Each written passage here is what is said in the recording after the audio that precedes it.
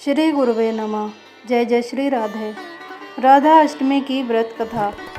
हिंदू धर्म में जिस तरह से जन्माष्टमी का त्यौहार बेहद खास होता है और पूरे देश में बड़ी ही धूमधाम से मनाया जाता है, ठीक उसी प्रकार राधा अष्टमी का पर्व भी बहुत ही महत्वपूर्ण माना जाता है। इस त्यौहार को बरसाना में बड़े ही उत्साह के साथ मनाया जाता है।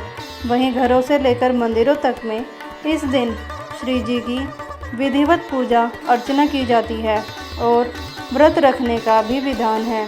लेकिन जब तक राधा अष्टमी पर राधा रानी की इस कथा का पाठ न किया जाए, तब तक यह व्रत पूरा नहीं माना जाता।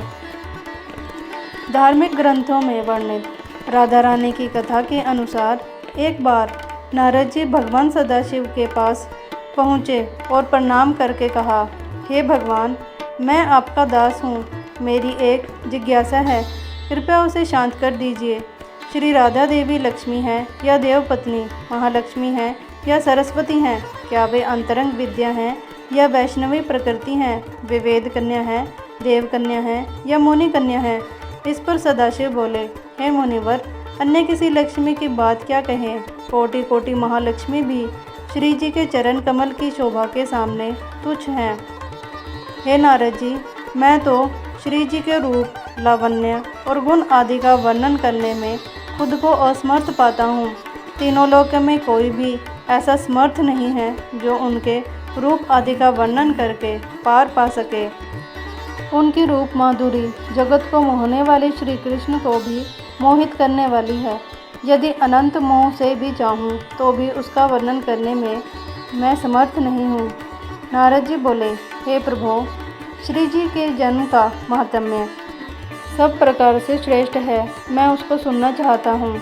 हे भगवान, सब व्रतों में श्रेष्ठ श्री राधा अष्टमी व्रत के बारे में मुझे बताइए। इस पर भगवान शिव ने बताया कि वृषभानुपुरी के राजा वृषभानु महान उदार थे। वे महान कुल में उत्पन्न हुए और सब शास्त्रों के ज्ञाता थे। अणिमा, महिमा आदि 8 प्रकार की सिद्धियों से युक्त श्रीमान, धनी और उदार चेता थे। वे संयमी, कुलीन, सद्विचार वाले भगवान श्री कृष्ण के आराधक थे। उनकी भार्या श्रीमती श्री कीर्तिदा थी। ये भी महालक्ष्मी के समान भव्य रूप वाली और परम सुंदरी थी। वे सर्व विद्या और गुणों से युक्त कृष्ण स्वरूपा और महापतिव्रता थी। उनके गर्भ से ही भाद्रपद की शुक्ल पक्ष की अष्टमी को मध्याह्न काल में श्री वृंदावनेश्वरी श्री राधिका जी का प्रकाट्य हुआ। शिव जी ने नारद जी को बताया कि राधा अष्टमी के दिन व्रत रखकर उनकी पूजा अर्चना करनी चाहिए। इसके लिए श्री राधा कृष्ण के मंदिर को ध्वजा, पुष्पमाल्य, वस्त्र, पताका, तोरण आदि से सजाना चाहिए। 5 रंग के मंडप बनाकर उसके भीतर षोडश कमल यंत्र के बीच राधा कृष्ण की मूर्ति मुँह पश्चिम की ओर रहे स्थापित करें। इसके बाद श्री जी की स्तुति और ध्यान करें। उन्हें सुगंध, पुष्प, फल, धूप आदि अर्पित करें। पूजा के बाद प्रसाद ग्रहण करें और रात में जागरण करते हुए राधा कृष्ण का कीर्तन करें। शिव जी ने नारद जी को बताया कि जो मनुष्य भक्ति से राधा अष्टमी का अनुष्ठान करता है, वह श्री राधा कृष्ण के सानिध्य में श्री वृंदावन में स्थान पाता है और ब्रजवासी बनता है। श्री राधा जन्म महोत्सव का कीर्तन करने से मनुष्य बंधन से मुक्त हो जाता है। जो व्यक्ति राधा नाम और राधा जन्माष्टमी व्रत की महिमा गाता है, उसे सभी तीर्थों का फल और विद्या मिलती है। भगवान शिव ने कहा कि जो व्यक्ति श्री राधा जी को भजता है, उन्हें याद रखता है, उसे मैं भजता हूँ और मेरी ही कृपा उसे प्राप्त होती है।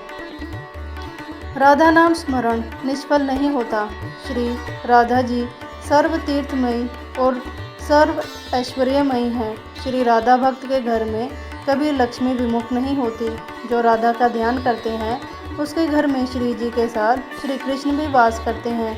यह सब सुनकर मुनिश्रेष्ठ नारद जी ने राधा अष्टमी के जजन पूजन किया और जो मनुष्य इस लोक में राधा अष्टमी का यह व्रत कथा को सुनता है और पढ़ता है, वह सुखी, सम्मानित, धनी, सर्वगुण संपन्न हो जाता है।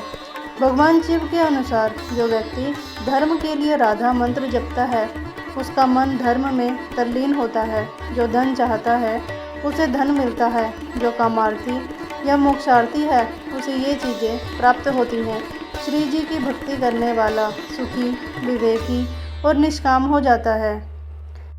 श्री लाडली लाल की जय। जय जय श्री राधे।